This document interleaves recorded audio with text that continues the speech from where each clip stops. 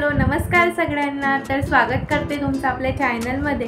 तर आजचा व्हिडिओ कुठलाही ट्रॅव्हलिंग व्हिडिओ नाही आहे किंवा मग रेसिपीचा व्हिडिओ नाही आहे। तर आजचा व्हिडिओ आहे माझ्याबद्दल काहीतरी सगळी इन्फॉर्मेशन मी तुमच्यासोबत शेअर करणार आहे आणि मी यूट्यूब कसं काय चालू केलं आणि का चालू केलं त्यामागचं संपूर्ण हिस्ट्री मी तुम्हाला सांगणार आहे आणि त्यासोबतच मी यूट्यूबसोबतच अजून काय करते तर हे सुद्धा मी तुमच्यासोबत शेअर करणार आहे।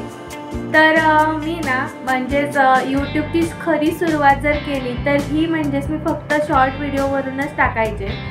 कारण की काय होतं ना की मला असं म्हणजे एखाद्या कॅमेऱ्यासमोर यायचं किंवा मग असं कॅमेरा घेऊन बोलायचं हे तर मला जमायचंच नाही।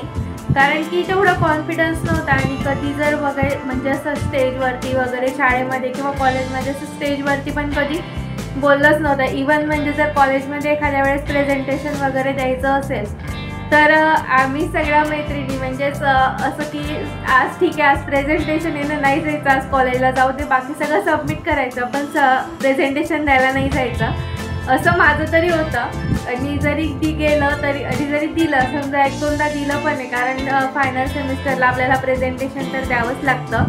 तर त्यावेळेस पण म्हणजे असंच एकदम पटपट वाचायचं आणि लगेच पळायचं बाहेर असं होतं। पण मग काय झालं की ना इंजिनिअरिंग संपल्यानंतर मी क्लास लावले आणि त्याच्यानंतर मग क्लास झाले सगळं झालं आणि मग आता जॉब करायचा म्हटल्यानंतर तर इंटरव्ह्यू द्यायला लागेल आणि इंटरव्ह्यू जरी ऑनलाईन जरी असला तरी सेम कंडिशन माझी तरी व्हायचीच तशीच की एकदम आवाज असा थरथर कापायचा असं वगैरे। आणि आता सुद्धा तुम्हाला थोडंसं वाटत असेल की माझा आवाज असा थोडासा कापतोय वगैरे कारण की आता सवय झाली। पण अशी कॅमेरा वगैरे लांब ठेवून अशी नाही, अशी मी हातामध्ये जर घेतलं ना तर मला व्यवस्थित छान असं बोलता येतं विदाऊट आवाज न कापता असं। पण ते ठीक आहे। मग यूट्यूब तर चालू करायचं होतं आणि कोरोनामध्ये काय झालं होतं ना की सगळेच बाहेरचे हॉटेल वगैरे सगळे बंद होते आणि आपण सगळ्यांनीच काय केलं होतं की जे ते पदार्थ आपण घरी बनवून खाल्ला। तर तसंच मी पण यूट्यूबवरूनच बघूनच मी पण स्वतः घरीच बनवायचे यूट्यूबवरून आणि ते एकदम छान असं परफेक्ट व्हायचं। तर त्याच्यामुळे मग माझी मम्मी म्हणायची तू यूट्यूबवरून बघते बनवते पण आहे आणि छान पण बनतंय तर मग तू तोच व्हिडिओ बनवून यूट्यूबवरती तू का नाही टाकत। पण मग तेव्हा असं होतं ना की म्हणजे व्हॉइस ओव्हर करायला म्हणा किंवा व्हिडिओ कसं शूट करतात ते काहीच माहीत नव्हतं आणि आपल्याला जमेल की नाही जमेल हे पण माहीत नव्हतं। मग त्याच्यानंतर ना मी खरी सुरुवात केली ती म्हणजे शॉर्ट्स कॉमेडी किंवा मग असे सॉन्ग वगैरे असं गाणे म्हणायचे ते तसं मी यूट्यूबवरती व्हिडिओ टाकायला लागले। पण मग हळूहळू समजलं की हे असे व्हिडिओ वगैरे फक्त सॉन्ग म्हणून वगैरे असं काय आपलं चॅनल मॉनिटाईज वगैरे होणार नाही, त्याच्यासाठी आपल्याला टाकावे लागतील मोठे व्हिडिओ।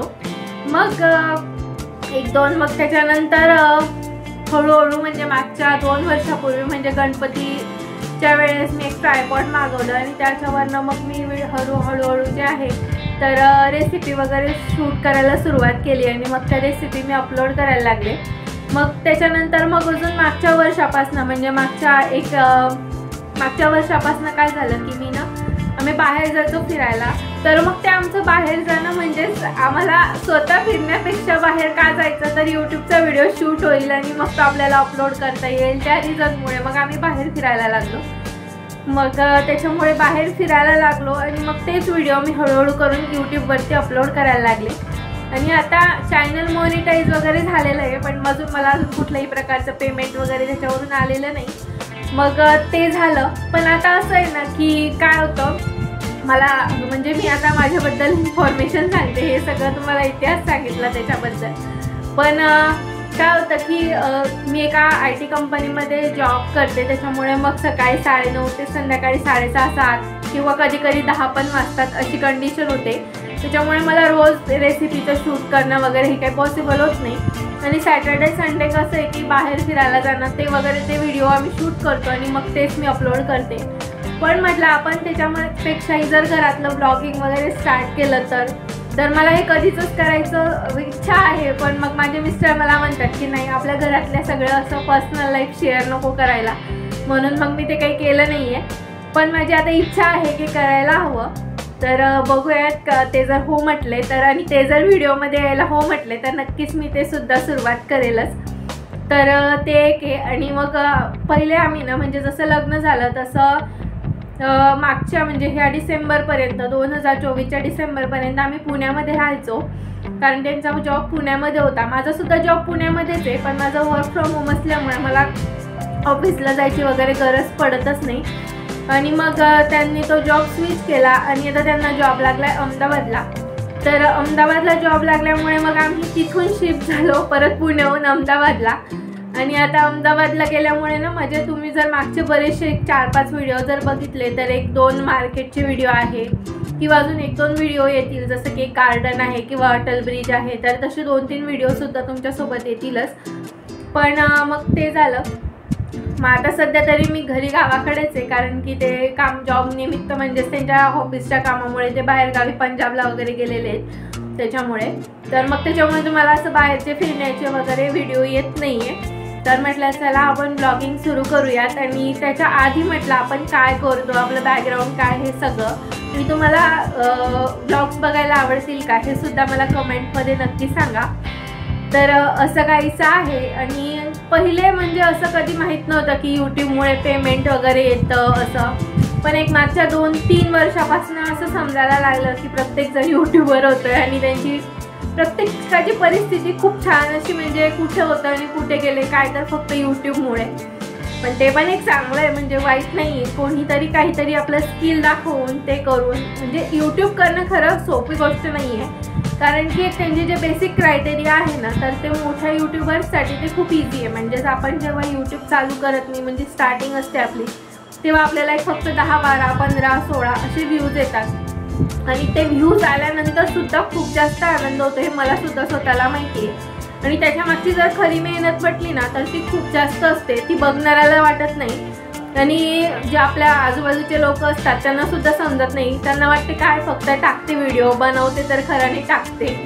पण तसं नसतं. तो व्हिडिओ शूट करायला तर रियालिटी, समजा मी एक एक्झाम्पल देते की मी एखादी रेसिपी शूट करते, तर ती एखादी भाजीची वगैरे रेसिपी असते. तर एरवी आपण काय करतो की एखादी भाजी पोळी आपल्याला स्वयंपाक करायचा असला तर भाजी बनवली की आपण लगेच तिकडे पोळ्या करतो. म्हणजे आपण एवढं काही स्वयंपाक करताना आपण आजूबाजूला एवढं काही बघत नाही की खाली काय पडलं का, काय झालं. पण जेव्हा आपण रेसिपी शूट करतो तेव्हा तो किचन ओटा म्हणा किंवा गॅस म्हणा, तो इतका स्वच्छ करावा लागतो. म्हणजे मी स्वतः जेव्हा रेसिपी शूट करते तेव्हा एकदा ओल्या कापडाने, नंतर थोड्याशा कोरड्या, त्याच्यानंतर थोड्याशा पूर्ण कोरड्या, अशा जवळपास 3-4 कापडं मी तो गॅस पूर्ण क्लीन करते. आणि ते झाल्यानंतर जेव्हा आपण ती भाजी समजा आपली होऊन जाते पूर्ण, त्याच्यानंतर लगेच पोळ्या करायच्या, हे करायचं, तर हे सगळं करण्यासाठी ना जवळपास 3 तास लागतात. 2.5-3 तास तर सहजच लागतात. आणि मग ते झाल्यानंतर तिथपर्यंत ते थांबत नाही, नंतर मग ते परत व्हॉइस ओव्हर करा. मग तो व्हिडिओ आपला जवळपास 30 मिनिटाचा तरी ॲटलिस्ट होतोच जेव्हा आपण एखादी रेसिपी शूट करतो तेव्हा, कारण की आपण चमचा हलवतो वगैरे, तर ते सगळं दाखवण्यासाठी असा टोटल कंप्लीट व्हिडिओ 30 मिनिटाचा होऊनच जातो.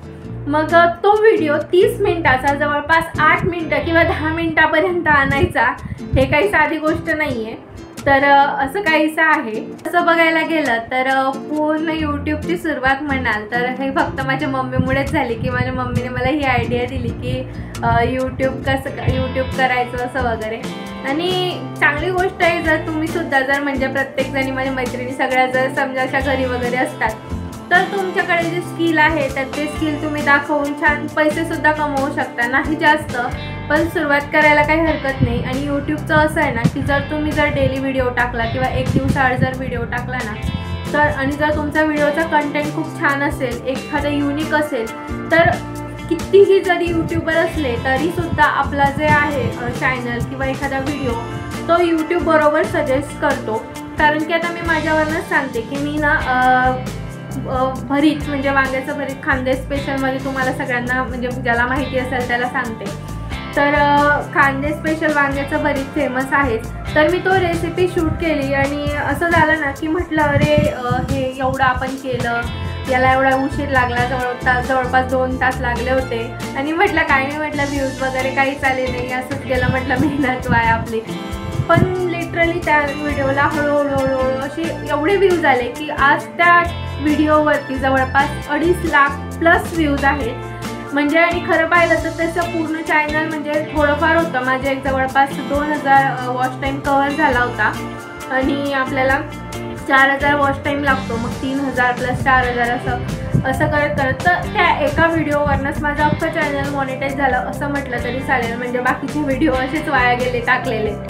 आणि त्याच्यानंतर मग असं म्हणजे तुमचं जर कंटेंट एकदम युनिक किंवा छान असेल ना तर नक्कीच व्हिडिओला एकदम प्रॉपर असे व्ह्यूज जातात, म्हणजे सगळ्यांपर्यंत यूट्यूब बरोबर पोहोचवतं असं आहे.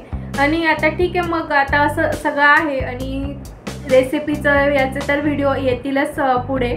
पण तुम्हाला काय वाटतं की मी व्लॉगिंग चालू करायला हवी की नाही हे मला कॉमेंटमध्ये नक्की सांगा.